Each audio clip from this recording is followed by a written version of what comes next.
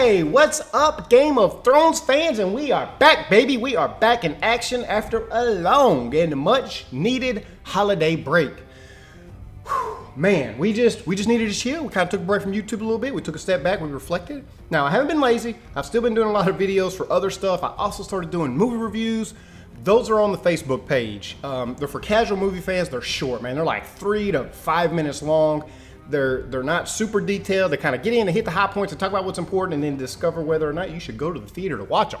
So while there's a ton of movie reviews out there, if you just like listening to my mouth yap and my personality, then that might be something you like. I may end up moving some of those movie reviews over to the channel because, well, the work was already done. I'm going to do them anyway. But anyway, we'll see about that. Anyway, enough about that. Let's get what we're here to talk about, baby. And that is Game of Thrones. That's what we're here to talk about today. Hallelujah. Dawn. The ancestral blade of House Dayne. And what an interesting sword it is. Now, we're not going to be talking about the history. We've already done that, man. That's in the last video we did, okay? So if you want to see a little bit more about the history, go check that video out. Then come back and check this video out because this is part 2 of a part 3 series. What we are going to talk about is the role that we believe that Dawn played in a very important prophecy. Now, before we talk about Dawn's part, let's talk about the prophecy that we're referring to, and that is the prophecy of the prince that was promised, the hero that will come and deliver the world from darkness.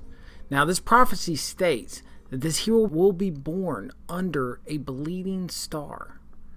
Now, many assume that this is referring to the comet that is kind of going across the sky. It's mentioned several times in the books. I don't think it's been mentioned in the show, but it's been mentioned several times in the books. But is it possible that maybe this prophecy could be fulfilled in another way as well? Now, in order for this to make any sense at all, you have to believe, as I and many others do, and that is that Jon Snow is the prince that was promised. So how does Dawn fit into that prophecy? As we discussed in the first video, Dawn was made out of a fallen star, and after the sword was used, it was bloodied from the battle that Ned Stark and Sir Arthur Dayne fought. Lyanna. Now, from the clip we just saw, there was an emphasis on Ned placing Dawn at the foot of the bed where Jon was born. I mean, almost literally fulfilling the prophecy of Jon being born under a bleeding star. I mean, did Dawn just fulfill the prophecy that Jon is the prince that was promised?